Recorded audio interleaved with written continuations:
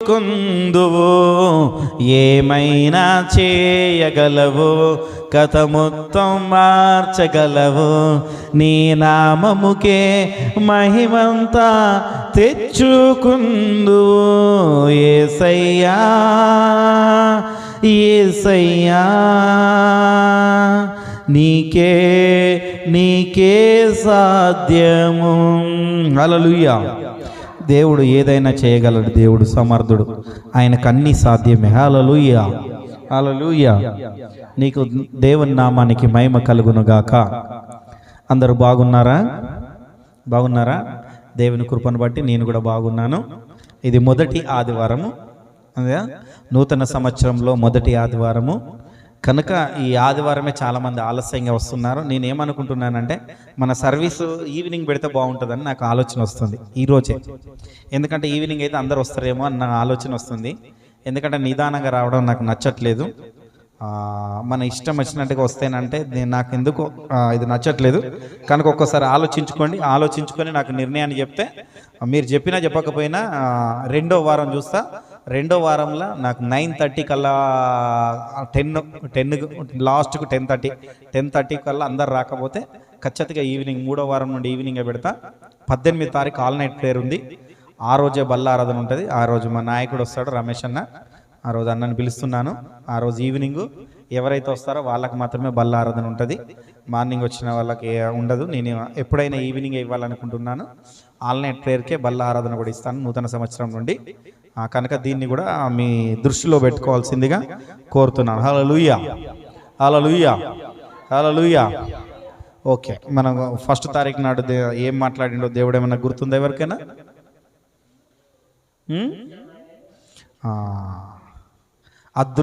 దృశ్యమైనవి కాకుండా అదృశ్యమైనవి దేవుడు మనకిస్తాడు. మన దృష్టికి చూసేటిది అనుకుంటా దేవుని దృష్టికి ఏదైతే మనకి ఇవ్వాలో అది ఇస్తుంటా అంటాడు.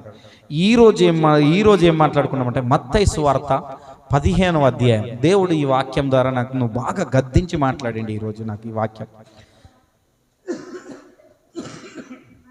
మత్తయి సువార్త 15వ అధ్యాయము 7 నుండి చదువుకున్నాం. 7 నుండి. వేషధారులారా ఈ ప్రజలు తమ పెదవులతో నన్ను గనపరుస్తురు గాని మాట్లాడదు. చదవక్క. వారి హృదయము నాకు దూరముగా ఉన్నది. మనుషులు కల్పించిన పద్ధతులు దైవోపదేశములను బోధించుచు వారు నన్ను వ్యర్థముగా ఆరాధించుచున్నారు అని యెషయా మిమ్మును గూర్చి ప్రవచించిన మాట సరి అని వారితో చెప్పి. చాలు. మరి ఎక్కడ ప్రవచించండి? యెషయా గ్రంథం 29:13 ఒకసారి చూసుకున్నాం. ఇది ఒక్కసారి చూసుకున్న తర్వాత ప్రార్థన చేసుకున్నాం. ఎక్కడ ప్రవచించాడు అంటే యెషయా 29:13. యెహోవా ఇలాగు సెలవిచ్చుచున్నాడు, ప్రభువు ఈలాగు సెలవిచ్చుచున్నాడు, ఈ ప్రజల నోటి మాటలతో నా యొద్దకు వచ్చుచున్నారు, ఈ ప్రజల నోటి మాటతో నా యొద్దకు వచ్చుచున్నారు, పెదవులతో నన్ను గనపరుచున్నారు గాని గనపరుస్తున్నారు గాని హృదయము నాకు దూరముగా చేసుకొని ఉన్నారు. వారి హృదయము నాకు దూరముగా చేసుకొని ఉన్నారు. వారు నా ఎడల చూపు భయభక్తులు మానవుల విధులను బట్టి నేర్చుకొని రనివి. హల్లెలూయా. ప్రార్థన చేసుకున్నాం. ప్రేమ, నమ్మకము, దయ కలిగిన నా యేసయ్యా, నీకే వేలాది కోట్ల వందనాలు, స్తుతులు, స్తోత్రాలు చెల్లించుకుంటాను తండ్రి. వాక్యం చెప్తుండగా నాలో నుండి మీరు మాట్లాడండి తండ్రి. యేసయ్య, వీరికి ఏది కావాలనో, ఏమి బోధించాలనో తండ్రి, అది బోధించే కృపను నాకు దయచేయండి తండ్రి. వినగల చెవులు, గ్రహించగల మనసును కూడా వీరికి దయచేయమని యేసు నామమున అడుగుచున్నాను తండ్రి. ఆమేన్. చాలామంది గుర్తుపెట్టుకోండి, చర్చికి చాలామంది వెళ్తాండ్రు, కానీ పరలోక రాజ్యానికి వారసులు మాత్రం కొద్దిమంది అవుతారు. తెలుసా? గుంపులుగా మనం పరిగెత్తుతుంటారు. ఒక పరుగు పందెము ఒకటి జరుగుతుంది. ఆ పరుగు పందెంలో జరుగుతుంటే ఆ మధ్యలో ఉన్నవాళ్ళు కానీ చివరిలో ఉన్నవారు కానీ ఎక్కడో ఉన్నవాళ్ళు లాస్ట్కి ఎవరో ఒక్కరు మాత్రమే గెలుస్తారు. ఫస్ట్, సెకండ్, థర్డ్ అంతే. ఈ 3 ప్రైజులు ఉన్నాయి, అవునా కదా? ఎవరు ఏది ఇచ్చినా కానీ చాలా మంది దేవుని యుద్ధకు వస్తున్నారు, ఆయన దగ్గరకు వస్తున్నారు, ఆయనను స్తుతిస్తున్నారు, ఆయనను ఆరాధిస్తున్నారు. ఏ విధంగా ఆరాధిస్తున్నారు? నామకాన్ని చూడాలి. నేను చెప్పేటప్పుడు ఎల్లయ్య, నేను చెప్పేటప్పుడు నామకాన్ని చూడాలి. బైబిల్ చదివినప్పుడు బైబిల్లో చూడాలి. బైబిల్ మొహాన్ పెట్టండి, ఓకేనా? నేను మాట్లాడుతున్నప్పుడు నామకాన్ని చూడండి. మీరు చూడకపోతే నేను ఎవరికి చెప్పాలా? గోడలకు చెప్పవలసి వస్తుంది, లేదా చైర్లకు చెప్పుకోవాల్సి వస్తుంది, అంతేనా? లేదా ఈ బల్లకు చెప్పుకోవాల్సి వస్తుంది, పులిపీఠానికి. మీరు నన్ను చూడాలా? నేను మాట్లాడినప్పుడు మీరు నన్ను చూడాలి. మత్తయి సువార్త 15వ అధ్యాయం తీసి మాత్రం పెట్టుకోండి, దాని గురించే మాట్లాడతా ఈరోజు. 15వ అధ్యాయం 7వ వచనం నుండే మాట్లాడతా, ఓకేనా? అదొక్కటి తీసి అట్లనే పెట్టుకోండి, అదొక్కటే మాట్లాడుకొని ఈరోజు త్వరగా ముగిస్తా. హల్లెలూయా. అయితే వారి పెదాలతోని, ఈ పెదాలతోని రాగాన్ని ఎంత మంచిగా ఎంత మధురంగా దేవుని స్తుతిస్తామంటే అంత మధురంగా స్తుతిస్తున్నారు. కానీ వారి హృదయం అయితే మారట్లేదు. ఏం మారట్లేదు? ఎవరిదైనా హృదయం మారట్లేదు. చాలా మందిది హృదయం మారినట్టుగా మనం చూపించుకుంటున్నాము, కానీ హృదయం మారలే. నేను కూడా ఒకప్పుడు అంతే, బాగా దేవుని స్తుతించేది, బాగా అది దేవుని నామాన్ని గణపరిచేది, కానీ నా హృదయాన్ని దేవునికి ఇవ్వలే. చర్చికి వెళ్ళాలంటే ఎప్పుడు వెళ్ళేదంటే వాక్యం, ఇక లాస్ట్కి చెప్తాడు. ఇక వాక్యం చెప్తే అయ్యగారు గంట సేపు పెడతాడు, వాక్యం చెప్తాడు. నాకు తెలుసు, వాక్యం వినుకుంటూ కూర్చునేటువంటి బయట. వాక్యం ఇక అయిపోతుందా, ఇక మధ్యలోకి అయిపోయింది, ఒక అరగంట అయిపోయింది, ఇక 40 నిమిషాలు అయిపోయిందంటే ఇక ముగించడానికి వచ్చిండు, ఇక నా పాయింట్స్ ముగించడానికి వచ్చిండు అనగానే టక్కుని వెళ్ళేది. ఇక వెళ్ళి అది అయిపోగానే ఆమెను అయిపోగానే కొంత కానికేసిందంటే చివరి ప్రార్థన వచ్చేసేది. అలాంటి పద్ధతిలో ఉండేవాడిని నేను. ఎందుకంటే నాకు టైమింగ్ తెలుసు, నాకు చర్చ్ టైమింగ్స్ తెలుసు, నాకు టైమింగ్ ఏ టైం నుండి ఏ టైంకి ముగించబడుతుందో నాకు తెలుసు. లాస్ట్ మూమెంట్లో పోయేటోని, ఎందుకంటే నాకు వాక్యం తెలుసు. ఏం తెలుసు నాకు వాక్యం తెలుసు. నాకు చెప్పేటోళ్ళు లైన్లో అంటే నా హృదయంలో అలా అనిపించేది. అయితే అప్పుడు అనుకున్నప్పుడు ఇది చదువుతున్నప్పుడు దేవుడు నాకు అదే బయలుపరుస్తున్నాడు. వారు నన్ను పెదాలతోని మాత్రము గణపరుస్తారు, గాని వారి హృదయము దూరంగా ఉన్నది. మరి దూరంగా ఎందుకున్నది?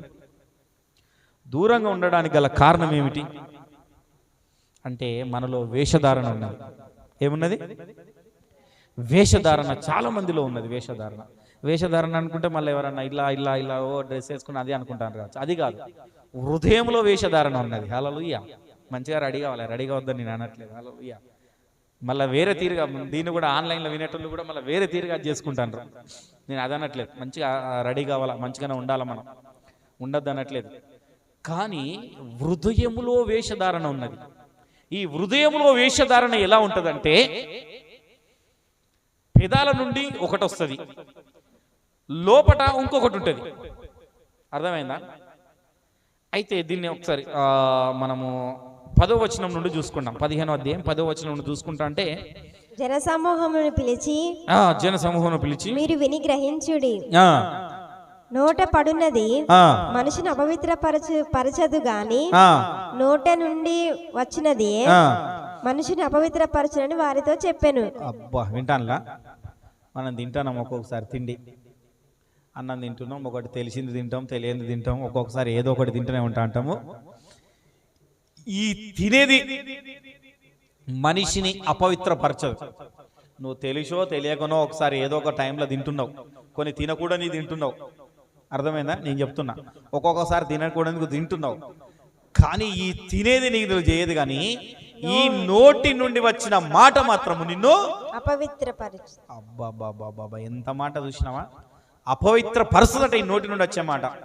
అయితే ఎవరిని మనం ఏమంటున్నావో, ఎవరిని ఏ విధంగా మాట్లాడుతున్నాం అన్నది ఈ నోటి నుండి వచ్చే మాట అపవిత్రపరుస్తుంటుంది.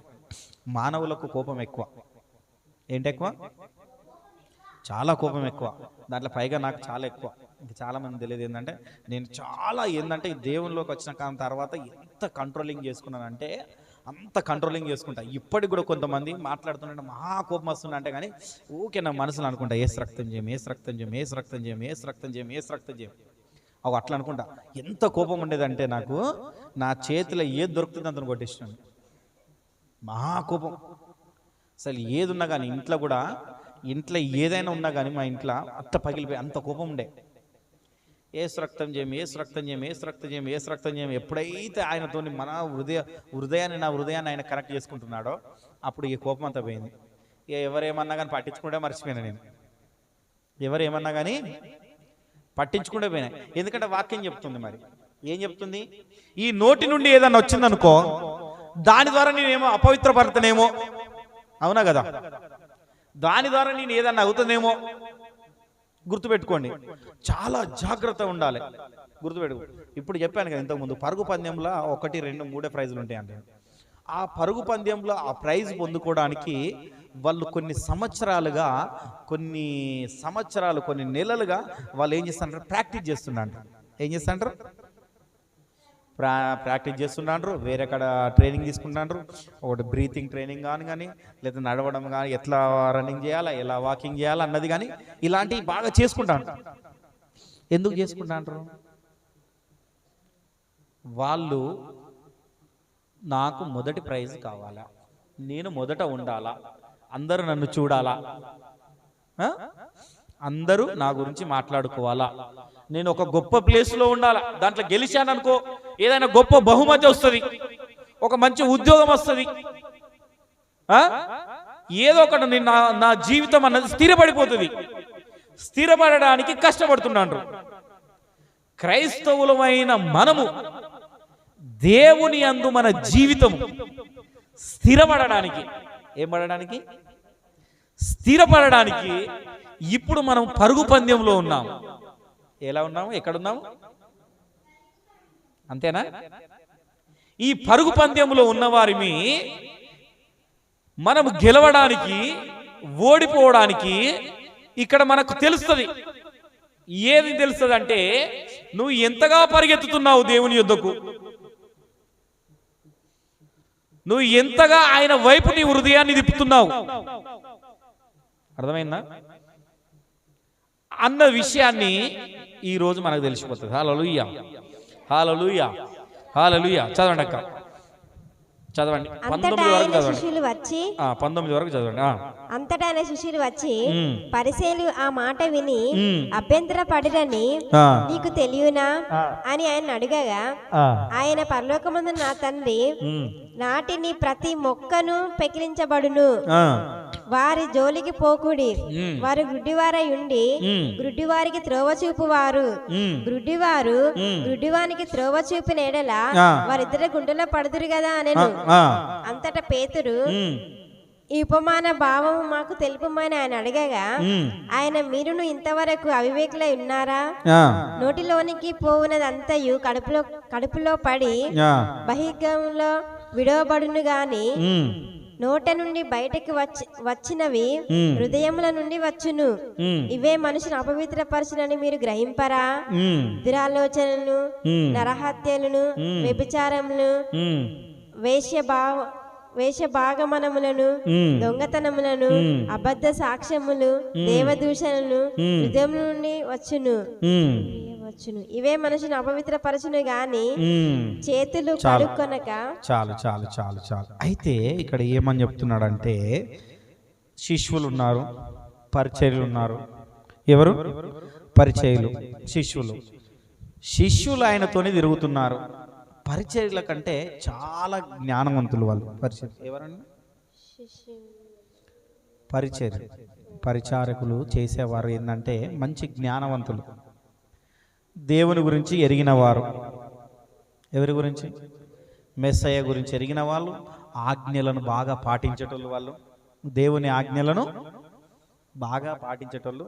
వాళ్ళకి ఎన్ని ఆజ్ఞలు ఉంటాయి తెలుసా? అసలైన మనకన్నా 1, 2, 10 కానీ వాళ్ళకి 612 ఆజ్ఞలు. ఎన్ని 612 ఆజ్ఞలు పాటించేటోళ్ళు.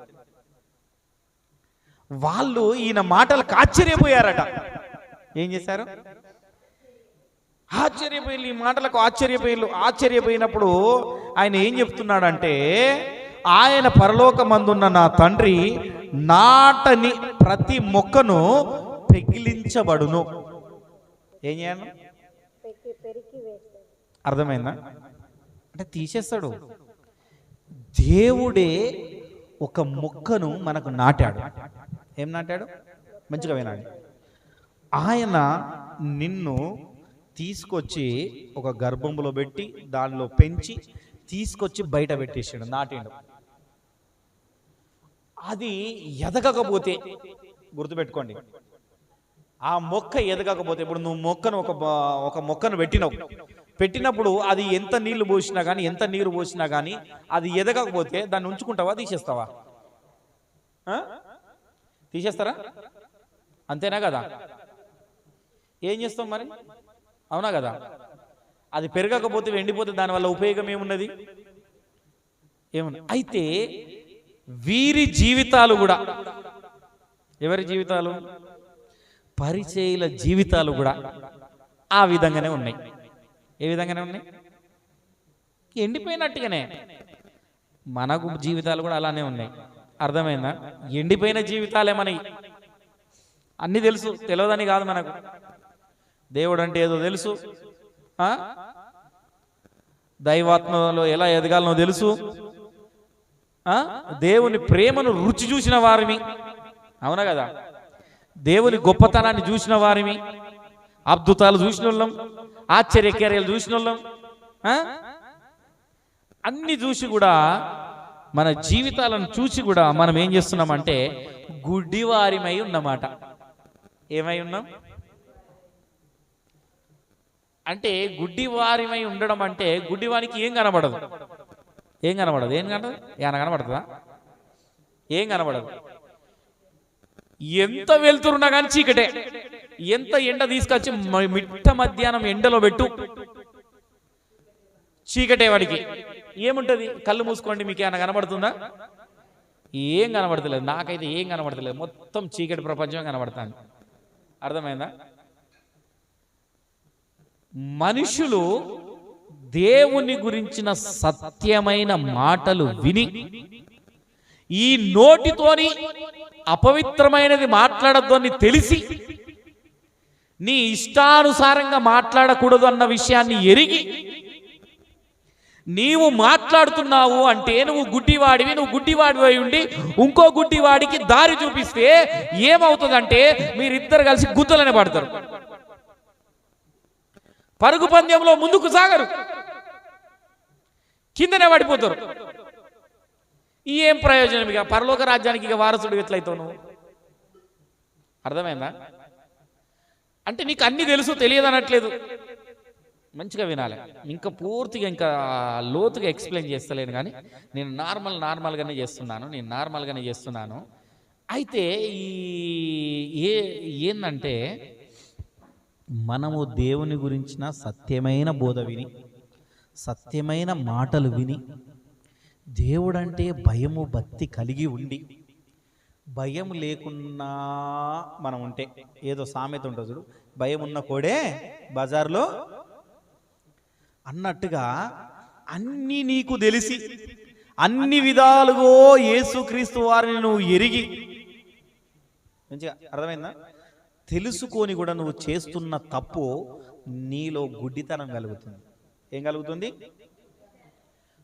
గుడ్డితనం కలుగుతుంది. అందుకనే లూకాలో ఒక మాట అంటాడు, లూకా 6:45 ఏమంటుందంటే, హృదయము నిండిని ఉన్నదే నోరు మాట్లాడుతుంది. ఒకసారి చూద్దామా? 6:45 లూకా. సజ్జనుడు తన హృదయమును మంచి ధననిధిలో నుండి స్వదేశ విషయాలను బయటికి తెచ్చును, దుర్జనుడు చెడ్డ దానిలో నుండి. 6:45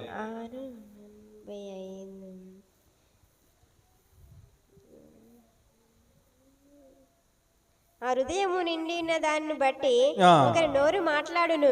లాస్ట్ లో ఉంటది, హృదయము నిండి ఉన్న దాన్ని బట్టి ఒకరి నోరు మాట్లాడును. అర్థమైందా? ఏం మాట్లాడుతుందట? నీ హృదయములో కోపము, భావన ఏదైనా ఉన్నదనుకో, నాకు బాగా ఎనలేని కోపము దేవేందర్ మీద ఉన్నది. నాకు మీది మెరుగులకు మంచిగానే మాట్లాడుతున్నా దేవేందర్తోని. ఇక మహా కోపం వచ్చినప్పుడు అయితే ఒకసారిగా తట్టుకోలేక ఏం చేస్తానంటే నా కడుపులో ఉన్నదంతా కక్కెత్తిగా ఏం చేస్తా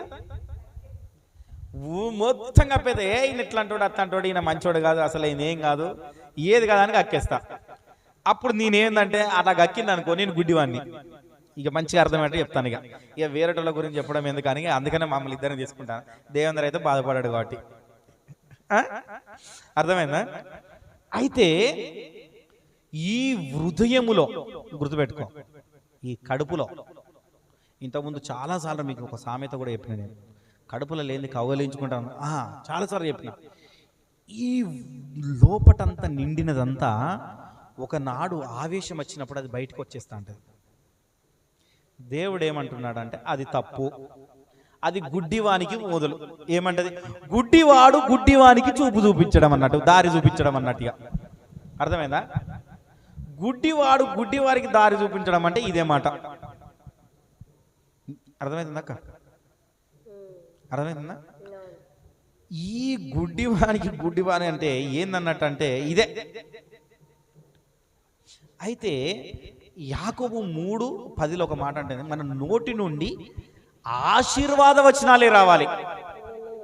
3:10 యాకోబు 3:10 ఉంటది. కానీ మంచి మాటలే రావాలి నీ నోటి నుండి. కానీ ఎంత చెడ్డవారైనా కానీ నీ ఇష్టానుసారంగా మాట్లాడడానికి లేదు. ఎందుకంటే ఎందుకు లేదు అంటే నీ నోటి మాటను బట్టే.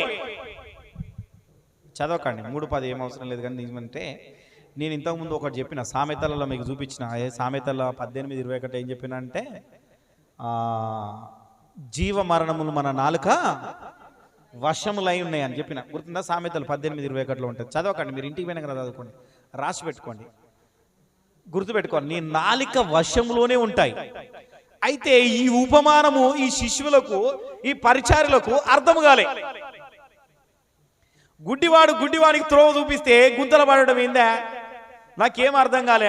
మళ్ళీ నువ్వు ఒకటి ఏందన్నావు, నోట్లో తిన్నదేమో అది అపవిత్రపరచదు, కానీ నోటి నుండి మాట్లాడేది అపవిత్రపరచవన్న ఏంది అసలు అయింది నాకు అర్థం కాలే. అయితే ఆ ఉపమాన భావాన్ని ఇక్కడ ఏం చేస్తున్నాడంటే వివరిస్తున్నాడు. ఏమని వివరిస్తున్నాడంటే నువ్వు తిన్నదాన్ని బహిర్భూమిలో వదిలిపెడతావు. భోజనం చేయగానే నువ్వేం చేస్తావు? భోజనం కానీ పండ్లు కానీ ఏమన్నా తినగానే ఉదయాన్నే బహిర్భూమిలో వదిలేస్తావు. నువ్వు తిన్నది, కడుపుతో తిన్నది. అర్థమవుతుందా? అర్థమైందా కాలేదా? బహిర్భూమిలో వదిలేస్తావు నువ్వు కడుపుతో తిన్నది. కానీ నీ నోటి నుండి వచ్చేది మాత్రం, నీ నోటి నుండి వచ్చే వాక్ ఏంటో వాక్, ఈ నోరు. నరం లేని నాలిక మస్తుగా మాట్లాడుతుంది అంటారు చూసినావా? ఈ నరం లేని ఈ నాలిక, ఈ వాక్కు, అర్థమైందా? ఈ వాక్కు నుండి వచ్చేది మాత్రము నిన్ను పాపములో పడేస్తుంది. ఏడబడేస్తుంది? పాపములో పడేసేది ఈ నోరు.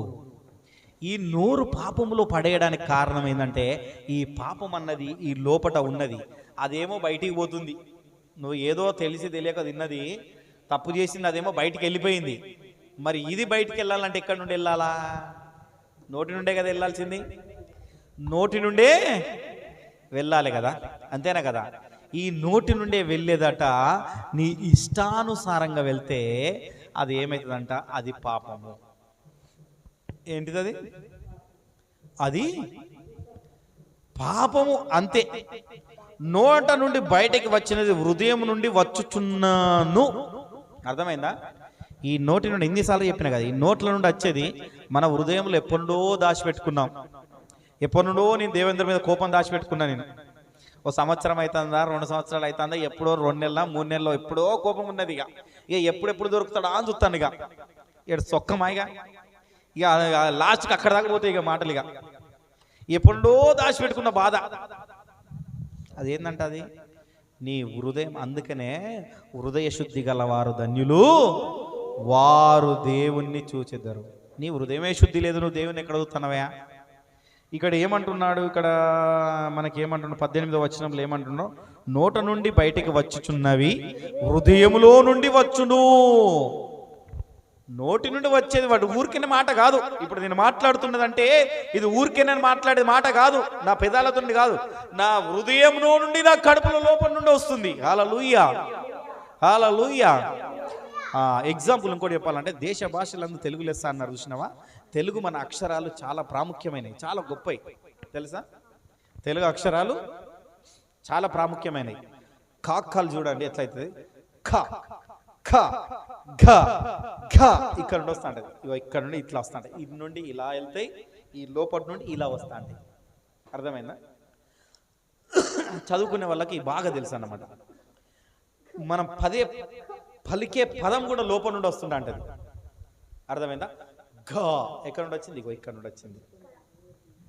ఝ ఇగో ఇక్కడ నుండి వస్తుంది. అర్థమైందా? పదాలు అందుకనే అన్నారు, అందుకనే పెద్దలు అన్నారు. కానీ ఎవరన్నది అన్నదంటే తెలుగు భాషలో అన్న. అందుకనే నీ లోపట, నీ కడుపులో నుండి నిండిన ఈ మాటలు, ఏ మాటలు? నువ్వు ఏదైతే మాట్లాడాలనుకుంటున్నావో, ఏదైతే నువ్వు దేవుణ్ణి పొగడాలనుకుంటున్నావో, నువ్వు ఏ విధంగా దేవుణ్ణి ఆరాధించాలనుకుంటున్నావో, అర్థమైందా? ఏ విధంగా నువ్వు ఏమనుకుంటున్నావో అది నీ హృదయంలో నిండి ఉన్నది. ఇతరుల గురించి నువ్వు ఏమనుకుంటున్నావో, నేను ఇప్పుడు అన్నాను కదా, నేను ఏమనుకుంటున్నానో అది నా హృదయంలో నిండి ఉన్నది. అందుకనే నేను ఎగ్జాంపుల్ చెప్పాను కదా, వాక్యం సరిగ్గా అవుతుండ మధ్యలో ఇట్లా వచ్చేది. ఇప్పుడు అంటే వచ్చినట్టుగా నేను ఎట్లా వచ్చేది అని చెప్పేది.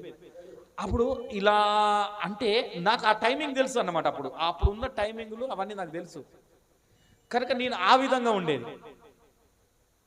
అంటే నా జీవితాన్నే మీకు ఎగ్జాంపుల్గా చెప్తుంది చూడండి. నా జీవితంలో నేను అనుభవించిన ఎన్నో, చిన్న వయసులోనే కానీ నేను అనుభవించిన అనుభవాలు ఎన్నో. దాదాపు మన దేశం మొత్తం తిరిగినాను. నేను తిరిగింది లేదు, నేను తినని తిండి లేదు. దాదాపు 360 రకాల స్వీట్లు తిన్నాను నేను. నా అనుభవం చాలా గొప్పది. కొంతమంది అంటారు కదా, మీరు పెద్ద పెద్దలు అని ఎన్నో చేసినా అని అన్నీ అంటారు చూసినావా? వాళ్ళందరూ చూసినాం, ఇది చేసినాం, అది చేసినాం అని అన్నప్పుడు నేనేమన్నా నీ అక్కడ నేను మౌనంగా ఉంటా. మౌనమే మంచిది అనుకుంటా. ఎందుకంటే అవన్నీ చూసి ఉన్నా, అవన్నీ తినున్నా. ఎగ్జాంపుల్ చెప్తాప్పుడు బయటకు పోతే 30 రూపాయల దోశ, అదే దోశను 100 రూపాయలకు 120 రూపాయలకు తిన్న రోజులు ఉన్నాయి. అదే దోశను 500 కూడా తిన్న రోజులు ఉన్నాయి. చాలామంది తెలియదు. అర్థమైందా? మామూలుగా అయితే ఇప్పుడు బిర్యానీ 100-200 ఉంటుంది ఒక్కొక్క కడ. ఒక్కొక్క అన్న అయితే నేను 5,000 పెట్టి బిర్యానీ తిన్న రోజులు ఉన్నాయి. ఇక హోటల్ పేరు ఎందుకు అంత పెద్దది. ఒక బిర్యానీ ఒక 500, ఒక కాఫీ 1000 రూపాయలు, ఒక టీ మనం తాగే టీ కప్పు నేను తాగిన. ఇక్కడ తాగితే 10 రూపాయలు, వేరే కడ 5 రూపాయలు కూడా వస్తుంది టీ. అవునా కదా? అంటే చెప్తున్నా ఎగ్జాంపుల్, అనుభవాలు చెప్తున్నా.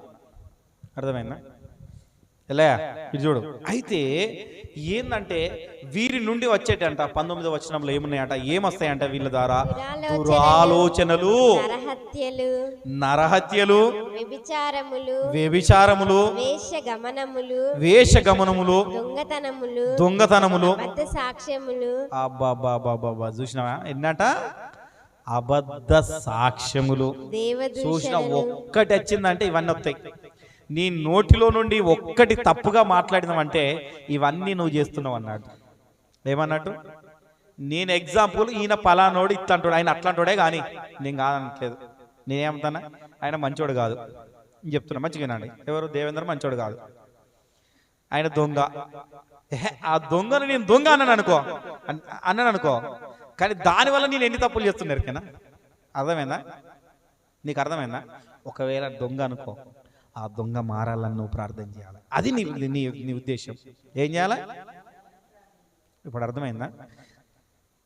అలా నువ్వు చేయలేదంటే నీ నోటి నుండి ఆ దొంగను దొంగ అన్న పదం వచ్చిందంటే నువ్వు ఇన్ని తప్పులు చేసినట్టు. ఎన్ని చేసినట్టు? అర్థమైందా? దేవుని యేసుక్రీస్తు వారు వచ్చి కఠినమైన ఆజ్ఞలు పెట్టిండు. చాలా మందికి తెలియదు. కఠినమైన ఆజ్ఞ, దాంట్లో మొదటి ఆజ్ఞ ఏం తెలియనికైనా నిన్ను వల్ల నీ పొరుగువాన్ని ప్రేమించు. చాలా కఠినమైన ఆజ్ఞ ఇది. అవునా? ప్రేమించగలుగుతామా? ప్రేమించుతామా? ప్రేమించలేము. గుర్తుపెట్టుకోండి, ఎవ్వరు ప్రేమించలేరు. అర్థమైందా? చాలా కఠినం ఇది మాట. అర్థమైందా? ప్రేమించడం అంటే చాలా నాట్ ఏ జోక్. అవునా కదా? అంతేనా కదా? కానీ దేవుడు ప్రేమించాడు. ఆయన ప్రేమించి చూపించాడు. ప్రేమించగలం అన్న విషయాన్ని ఆయన చూపించాడు. ఎలా చూపించాడు? ఆయనను కొట్టిళ్ళు, తొన్నిళ్ళు, ఆయన అంగిని అది చేసుకున్నారు, ఆయన ఇష్టానుసారంగా చేసుకున్నారు. అర్థమైందా? హేళన చేసిళ్ళు, అపహసించిళ్ళు. అయినా ఆయన ఒక మాట అన్నాడు. ఏం చేసిండు? తండ్రి, వీరేమి చేయుచున్నారో. ఆయన చేసి చూపించినప్పుడు నీవు చూపించలేకపోతుంది. దాంట్లో కొంతమంది నువ్వు చూపించగలుగుతున్నావా? నువ్వేం చేస్తున్నావు? మన హృదయంలో ఏం చేస్తున్నాయి అంటే, అందుకనే హృదయంలో నిండినదంటే ఏం చేస్తున్నాయి అంటే, ఈ దురాలోచనలే ముందొస్తున్నాయి. ఏమవుతున్నాయి? దుష్టత్వమైన ఆలోచనలే మనలో నుండి బయటకు వస్తున్నాయి. ఈ దురాలోచనలు రావడం వల్ల ఎన్ని తప్పులు వస్తున్నాయి చూడండి, గుర్తుపెట్టుకోండి. మనం ఆలోచించుకోవాలి, బాగా ఆలోచించుకోవాలి. చాలా ఆలోచించుకొని మాట్లాడవలసిన మాటలు ఇవి, అవునా కదా? ఏం చేసుకోవాలంటే, అందుకనే మన నోట నుండి వచ్చేటి అట జీవమైన మాటలే ఉండాలి. ఏ మాటలు ఉండాలి? జీవ మరణములు నీ నాలుక వశములై ఉన్నాయి. మరి ఎందుకున్నాయి నాలుక వశములా? దేవుడు చెప్తున్నాడు ఎందుకున్నాయి. ఇదే మత్తయి సువార్త 12:37 తీయండి ఒకసారి. లాస్ట్కి ఇది ఒక్క మాట చెప్పి నేను ముగిస్తా.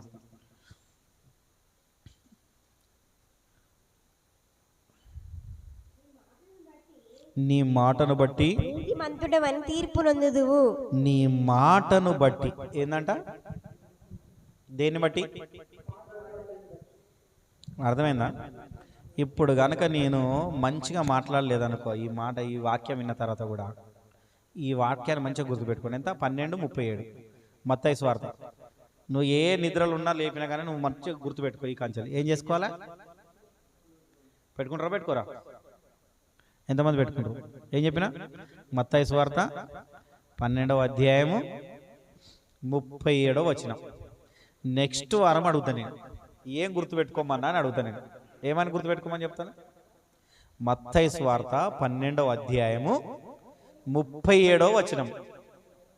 అర్థమైందా? ఏందంట? ఏమని ఉన్నది అక్కడ? నీ మాటలను బట్టి నీతిమంతుడవు అని తీర్పు నొందువు. నీ మాటను బట్టి అపరాధివని తీర్పు నొందుదువు. అపరాధివని తీర్పు నొందుదువు. అర్థమైందా? మంచోనివా చెడ్డోనివా? నేను మంచోన్నా నేను చెడ్డోన్నా? నేను మాట్లాడే మాటను బట్టి. ఎందుకు ఈ మాటను బట్టి అన్నాడు అంటే, ఇక్కడ ఏమన్నాడు ఇంతకు ముందు ఇప్పుడు మనం చదివినాం కదా, హృదయంలో నుండి వస్తుందట మాట. ఎక్కడి నుండి వస్తుంది? నీ కడుపులో నుండి, లోపల నుండి వస్తుంటది. కనుక నీ లోపల నుండి వస్తున్నది కనుక, అది బయటకు వస్తున్నది కనుక, నీ మాటను బట్టే నువ్వు అపరాధివా, నువ్వు మంచిదానివి కాదా అన్నది నీ నోటి మాటతోటే తీర్పులోనికి వస్తావు. జాగ్రత్త బిడ్డ, ఎప్పుడు గుర్తుపెట్టుకో. ఒక్కసారి నీ మాట అపవిత్రమైందనుకో, దురాలోచన నీలో వచ్చిందనుకో, నువ్వు ఎన్ని తప్పులు చేస్తున్నావు లెక్క పెట్టుకో అక్కనే. అర్థమైందా? ఏం చేస్తున్నాడు? దొంగతనము, వ్యభిచారము. అర్థమైందా? ఎన్ని చేస్తున్నావు అనుకుంటాను? ఇంతవరకు నువ్వు ఎన్ని చేస్తావో ఇట్లాంటి నీ దురాలోచనలు నీలో ఎన్ని ఉన్నాయో గుర్తుపెట్టుకో. ఈ దురాలోచనల నుండి ఇప్పటన్నా మీరు బయటపడకపోతే నీవు అపరాధిగా తీర్పు తీర్చబడతావు. ఏ విధంగా? అర్థమైందా? అపరాధిని యేసయ్యా కృపజూపి బ్రోవుమయ్యా. పాట పాడుతున్నావు, నిజంగానే అపరాధి అవుతావు. హల్లెలూయా. ఇక కృప చూపడానికి ఏముండదు, ఎందుకంటే ఇప్పుడు నీకు వాక్యం తెలుసు, ఇంతకుముందు వాక్యం తెలియదు. గుర్తుపెట్టుకో. రైట్, గుర్తుపెట్టుకో. తెలిసి తప్పు చేస్తే దేవుడు క్షమించాడు. తెలియక చేసిన తప్పును కంపల్సరీ క్షమిస్తాడు దేవుడు, కానీ తెలిసి తప్పు చేస్తే అసలు క్షమించాడు. మీరు అనుకుంటా అంటారు, తెలిసి తప్పు చేసిన తర్వాత దానికి శిక్ష అర్హులవే. నువ్వు ఏది ఏమైనా శిక్ష అర్హుడివే. తెలిసి ఇంతకుముందు నీకు వాక్యం తెలియదు కావచ్చు, ఇంత ఖచ్చితంగా ఎవరు బోధించలే.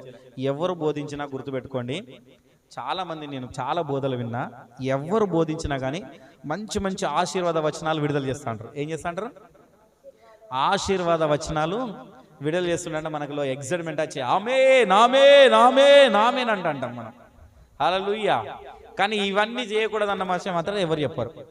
అర్థమైందా? నేను నోరు నదుపులో పెట్టుకోని చెప్తారా? చెప్పరు. చెప్పిల్లు అనుకో చర్చికి రారు వాళ్ళు. గుర్తుపెట్టుకో. నువ్వు ఇట్లాంటి నువ్వు మంచిగా మారని చెప్పినావు అనుకో, నువ్వు రావుగా చర్చికి. అర్థమైందా? నాకు ఒక సహోదరు చెప్పిండు, ఆయన ఉన్నాడు చెప్తాడంటే చాలా మంది ఉండేనట, దాంట్లో సగం మంది ఎగిరిపోయిందట. ఉన్నాడు చెప్తే ఏం చేసిండు? సగం మంది. నాకు ఇది భలే నచ్చింది నాకు. ఎందుకంటే గుర్తుపెట్టుకో, పరుగు పందెంలో పరిగెత్తుతున్నారు, అందరు రారు కదా, ఎగిరిపోతారు కదా. అర్థమైందా? నేను ఒక గూగుల్లో కొన్ని పిక్చర్ చూసిన, చర్చికి పోయేటోళ్ళు గుంపులుగా పోతున్నారు, పరలోక రాజ్యానికి అయితే మొత్తం ఇద్దరే పోతున్నారు, ఒక ఇద్దరు ముగ్గురు. అర్థమైందా? ఫోటో, చర్చికి గుంపులుగా పోతున్నారు, పరలోక రాజ్యానికి మాత్రం ఒకరిద్దరు ముగ్గురే. అంటే ఇంత వాక్యాలు, ఇంత లోతైన మర్మాలు ఇవన్నీ కంట్రోల్ చేసుకోవట్లేదు వాళ్ళు. అర్థమైందా? యేసుక్రీస్తు వారిని మాదిరికరంగా తీసుకుంటలేరు. యేసుక్రీస్తు వారు ఎంత దీన స్థితిలో ఉన్నారు, ఎంత స్థితిలో ఉన్నాడు. అర్థమైందా? యేసుక్రీస్తు వారిని పట్టుకున్నప్పుడు పేతురు కత్తి తీసి నరుకుతాడు. ఏం చెప్తాడు? అప్పుడు ఆయన ఒక మాట అంటాడు, నేను తండ్రిని అడిగితే పరలోకం నుండి సైన్యం రాదా? తొందరపడకయ్యా, కత్తి పట్టినోడు కత్తితోనే పోతాడని చెప్పిండు. అక్కడ ఏం చెప్పిండు? ఆ కత్తి పట్టినోడు కత్తితోనే ఎందుకు పోతాడంటే, నీ నోటి మాట, నువ్వు అపరాధివని నువ్వు తీర్పు తీర్చబడితే అపరాధివే అవుతావు.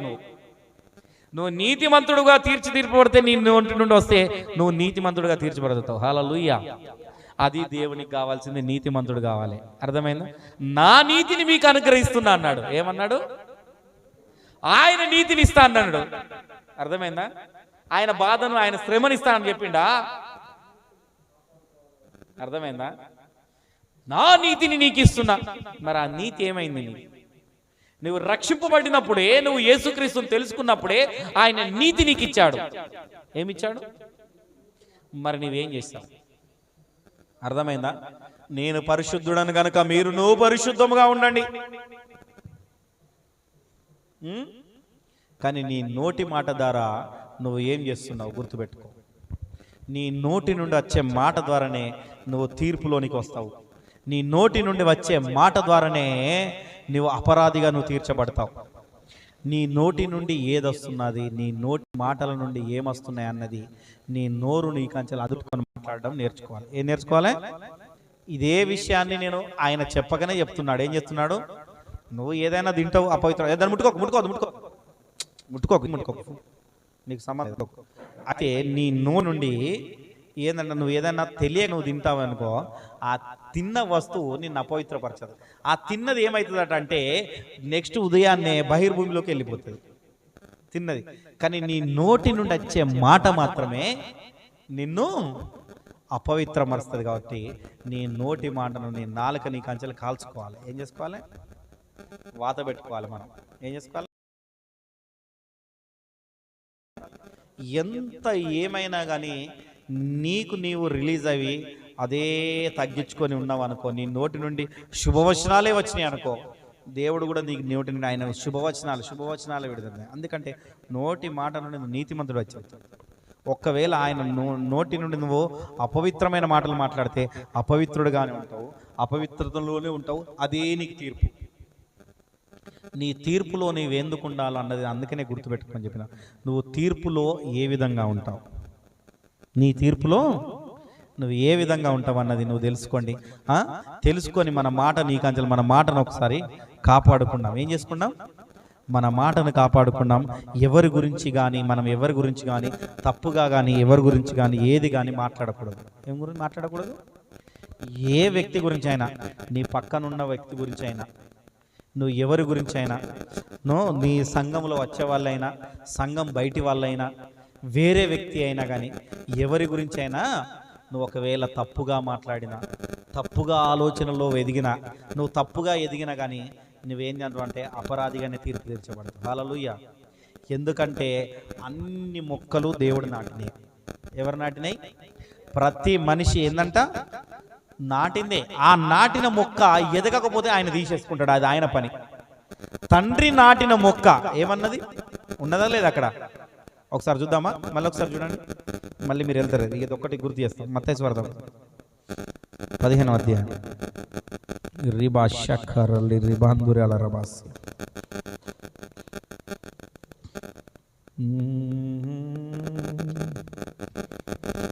13 ఆయన పరలోకమందున్న నా తండ్రి నాటని ప్రతి మొక్కయు పెకిలింపబడును. అర్థమైందా? ఆయన గనుక మిమ్మల్ని నాటలేదనుకో, గుర్తుపెట్టుకో, ఆయన నీతిలో నువ్వు లేవనుకో, నీ జీవితంలో గుర్తుపెట్టుకో, ఆయన దగ్గరికి నువ్వు రావు. పరలోక రాజ్యానికి వారసులు కానే కాదు. ఆయన ఒక్కసారి తీసేశాడనుకో, నీ జీవితమే వృధా. ఏం వృధా? నువ్వు ఇన్నాళ్ళు కష్టపడి నువ్వు నేర్చుకున్నది నీలో దేవుని యొద్దకు ఉండాలన్న నీతి కసి లేదనుకో, నీవు ఓడిపోతావు. ఏం చేస్తావు? నువ్వు ఎన్ని సంవత్సరాలు ట్రైనింగ్ తీసుకున్నా, ఎన్ని సంవత్సరాలు ఏది తీసుకున్నా, నువ్వు పరుగు పందెంలో ముందు రాకపోతే నువ్వు వృధానే. నీకు ఒక ప్రైజ్ రాదిగా. పరలోకమైన ప్రైజ్ నీలో లేదు. అర్థమైందా? పరలోకమైన ప్రైజ్ నీలో లేనప్పుడు నువ్వు ఇంత కూడా వేస్ట్. నేనైతే ఒక మాట చెప్తా, ప్రకటన గ్రంథం నుంచి చెప్తా. ఉంటే చల్లగానైనా 3, లేదా వెచ్చగానైనా లేదా నువ్వు వెచ్చగా ఉండకు, ఉన్నా నీకు ఉపయోగం లేదు. అర్థమైందా? ఇటన్నా ఉండు, అటన్నా ఉండు. అర్థమైందా? యేసుక్రీస్తును ఖచ్చితంగా నమ్ముకోననుండు, లేదా ఆయనను వదిలిపెట్టను ఉండు. అర్థమైందా? ఇటు నమ్ముకుంటూ ఇటు నీ ఇష్టానుసారంగా జీవిస్తూ లోకంలో జీవించుకుంటూ ఉంటే ఆయన ఏం చేస్తాడట? ఉమ్మేస్తాడట. ఉమ్మేయడం అంటే ఏంటిది? ఏదైనా పనికిరాంది ఏదన్నా ఉన్నదంటే మనం ఉమ్మేస్తాం. అవునా కదా? మన నోట్లో చేయదో గీదో ఏదైనా ఉన్నదనుకో, పనికిరాంది అనుకో, దాన్ని ఏం చేస్తాం? ఉమ్మేస్తాం. దానివల్ల మనకు ఉపయోగం లేదు. అవునా కదా? దేవుడు కూడా మన అట్లా ఉమ్మేస్తాడట. ఉమ్మేస్తే నీ జీవితం ఎటుపోవాలా? అర్థమైందా? నిత్య నరకాగ్నిలోకి వెళ్ళిపోతుంది. ఎటు వెళ్ళిపోతుంది? నిత్య నరకాగ్నిలో నువ్వు ఉన్నావనుకో, నీ జీవితం ఏమవుతుంది? అందుకనే నీ నోటి మాటతోనే నువ్వు తీర్పులోనికి వస్తావు కనుక నీ నోటి మాటను ఈరోజు అదుపులో పెట్టుకోవాలి. ఏం పెట్టుకోవాలి? ఈ కంచెలి ఎవరి గురించి మాట్లాడకూడదు. ఏ మొక్క గురించి, ఏ ప్రతి మనుషుడి గురించి మాట్లాడకూడదు. మీరు కూడా ఏ వ్యక్తిత్వం గురించి కూడా, ఎవరి గురించి కూడా మాట్లాడకూడదు. మన నోటి నుండి మంచి మాటలే రావాలి. అర్థమైందా? మా బిడ్డలాగా అన్నయ్య అట్లా చేసిండు, ఇట్లా చేసిండు అని చెప్పద్దు. హల్లెలూయా. ఊకే మన మీద కంప్లైంట్ ఇస్తుంది. అర్థమైందా? కంప్లైంట్లు ఇయ్యద్దు ఈ కంచెలు. ఓకేనా? వింటానవా? ఏం చెప్తానా? నీ నోటి మాట నుండే నీకు తీర్పు తీర్చబడుతుంది కనుక నువ్వు అన్నయ్య మీద ఈ కంచెలు కంప్లైంట్లు ఇయ్యద్దు. సరేనా? గుర్తుపెట్టుకో, మన నోటి మాట ద్వారా దేవుడు మనలో తీర్పులోకి వస్తాను అంటాం కంటే మన నోరును అదుపులో పెట్టుకున్నాం. హల్లెలూయా. ఎందుకంటే అది ఆ నోటి నుండి వస్తలేదట, అది కడుపులో నుండి వస్తుంది. ఎక్కడ నుండి వస్తుంది? కడుపులో నుండి వస్తుంది. కనుక దీనిని ఒకసారి అదుపులో పెట్టుకున్నాం, ప్రార్థన చేసుకున్నాం, అదుపులో పెట్టుకొని మనం మాట్లాడదాం. ఈ కంచెలు ప్రభువా, ఇన్నాళ్ళు తెలిసి తెలియక నేను తప్పు చేశాను. అర్థమైందా? తెలిసి తెలియక నేను తప్పు చేశాను కనుక ఒక్కసారి నన్ను క్షమించు ప్రభువా అని అడుగుదాం. అందరం అడుగుదాం. యేసయ్యా నీకు వందనాలు, ఓ రాజా నీకు వందనాలు, యేసయ్యా నీకు వందనాలు అడుగుదాం.